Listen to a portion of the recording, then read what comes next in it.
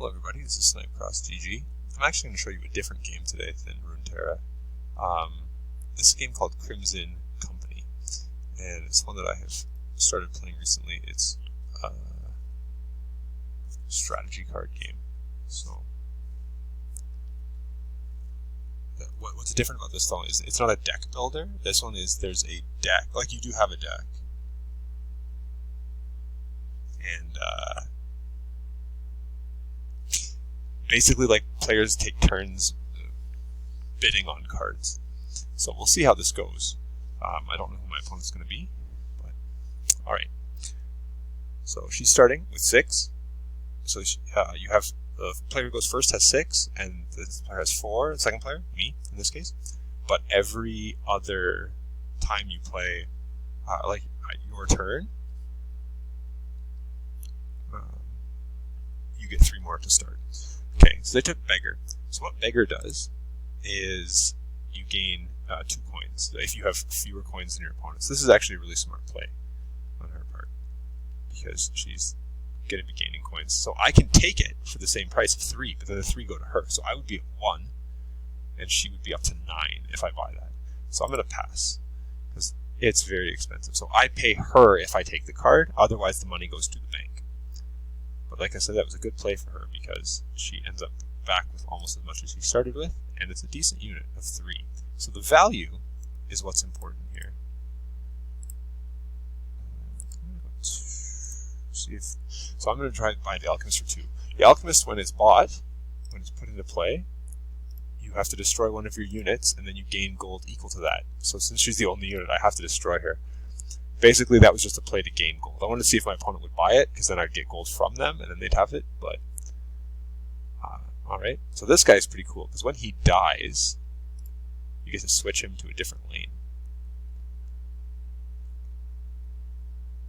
Alright, so I've got a big gold lead here. I'm going to do the wizard. He flips a card when you put him into play. So the object basically of this game is to... So when he's flipped over, he doesn't have an effect. The object is to win 3 lanes, 3 castles. And you do that by having 4 people in a lane. Well, once 4 people are in the lane, then the lane has been decided. And once it is decided, whoever has the higher point total in the lane wins the castle. That's kind of how this works. So I'm going to take the bully. 4 on the bully. Pass. Alright. So they've almost won this lane, right? But I have a big gold advantage, so I'm not too upset about that at the moment. I could even really fight. I could fight for this lane if I wanted to.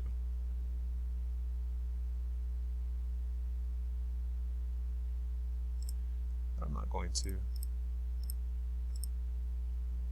I'm just going to slowly play into other lanes, let them win this lane. It doesn't matter to me if they win the lane. Though they're going to go after Gravedigger next to try and flip this, which would be a pretty nice play. So this guy gives -1 to everyone else in this lane. That's why he's a very strong unit.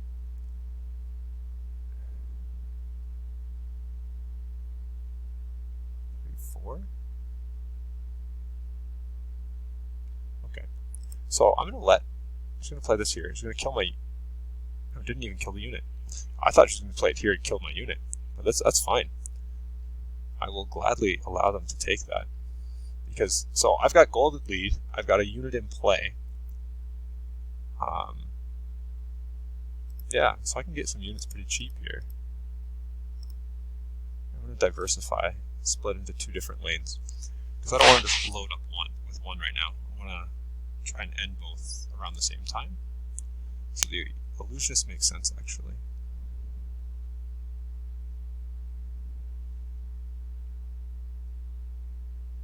So I'm gonna pass here. I'm gonna let them take this knight, even though it's a value of 5 for 3. I don't want to pay the extra 3. But the reason is because you can see the next card coming up, and the next card coming up is Assassin.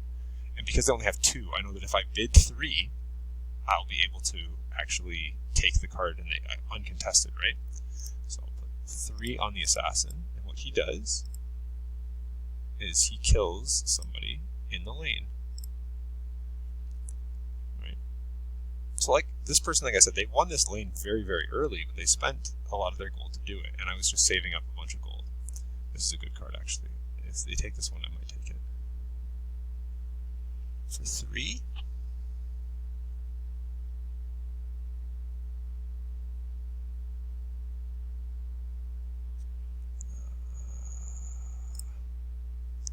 I'll pass still. So when this one dies, it flips and then moves to another lane, which is kind of cool.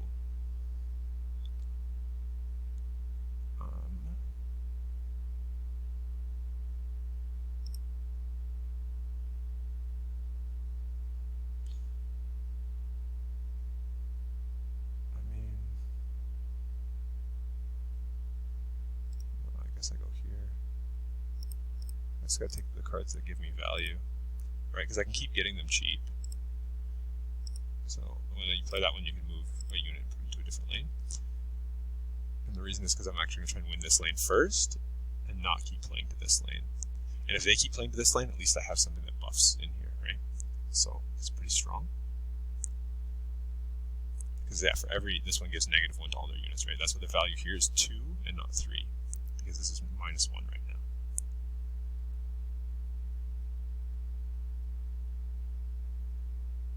This is actually, you can purchase this game on like a board game thing.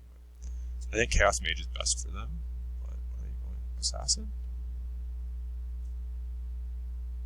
How much? 3? Okay, I will buy it this time. So they now have a gold lead on me. Well, not technically. So it dies, it flips and comes to this lane. I was gonna say, I do get 3 for starting, but I'm gonna try and buy this one super cheap. It's just a 1 cost and has no effect, but it will put me in pretty good shape because I could end this lane. I don't think I will though.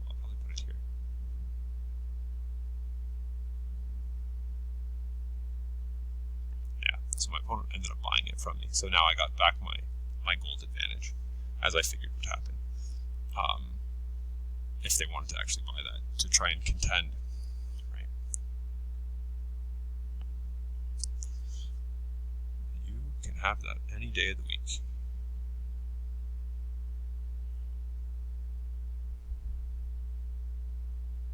$5 coins? Yeah, I'll pass. So I can get whatever I want now for 5 coins, which is pretty sweet. It doesn't. So this guy here, if you see, it's if you're the income phase is at the beginning when you collect money. Normally you'd collect 3. If you have this guy, you collect 4 if you're winning the lane that he's in. But as you can see, he is not, and he will not be after this play either because I'm going to be buying this for 5 because it cannot be contested at 5. Putting it here, and when I play this, I can move a unit to a different lane. And so I'm going to move this unit here. So, yeah, 1 card on either side will end either lane, whatever it is. And I can buy whatever it is that is, like, no matter what, even if they bid all 7, which they just bid 6, 7. This.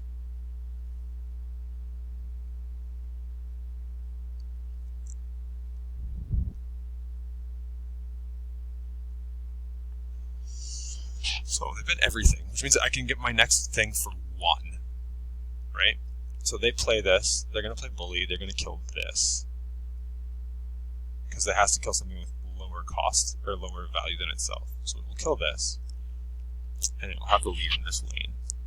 But, I don't know though, if I buy it, I take it for 7, I can play it here. I don't know, I feel like I should have taken it, but my time was running out. So he's 1 away from here, but again, I get what I want for 1 cost. which is pretty huge. Yeah, right. And they have 3, so they're going to bid 3 on something, and whatever they bid on, I will take.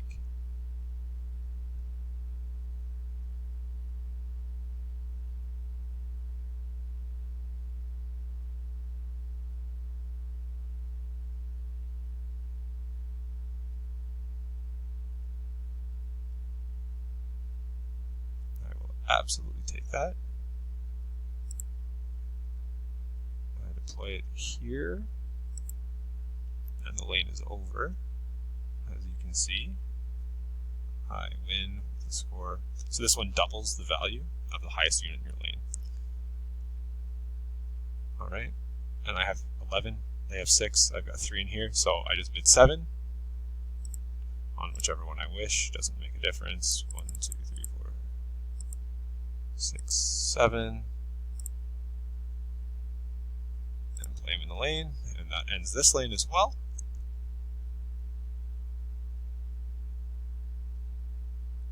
And I have victory. And there's my ELO up to 1228. So where does that put me globally? 21st in the world. Okay. So I'm getting there. I've been up as high as 18th, so I want to crack the top 10, but it's going to require, that's still a lot of wins, because anyone top 10 is over 1,300. So it's probably going to be another 12 plus 15 wins. Anyway, yeah, that's how this game works. I think it's pretty cool. So you also can organize your deck. So here are other cards that I have that I can put in the deck. But so you have your deck that gets put out, and your opponent has 1. So the deck is comprised of 15 cards, so there's a total of 30 cards. And I guess they've worked out the math that with 30 cards, somebody, even like no matter what the combination of cards are, somebody will win at that point after 30 cards have been purchased. So even though there are cards that destroy other cards, as you saw, right? I don't like one. So none of mine, any card that you saw there that had no effect was not one of mine, because I took all the no effect ones out. I have cards that all have abilities in some way. Though I'm contemplating pulling out some more of these that just give like boosts and things, just to be a little more creative. It's one of my favorites. So your opponent has to move 2 of their cards into this lane. So wherever you play her, they have to put 2 cards into that lane. Right. So all the cards have different effects, or no effect, I guess, in some cases, and they have a value. So I think it's a pretty neat game, and I've been enjoying it.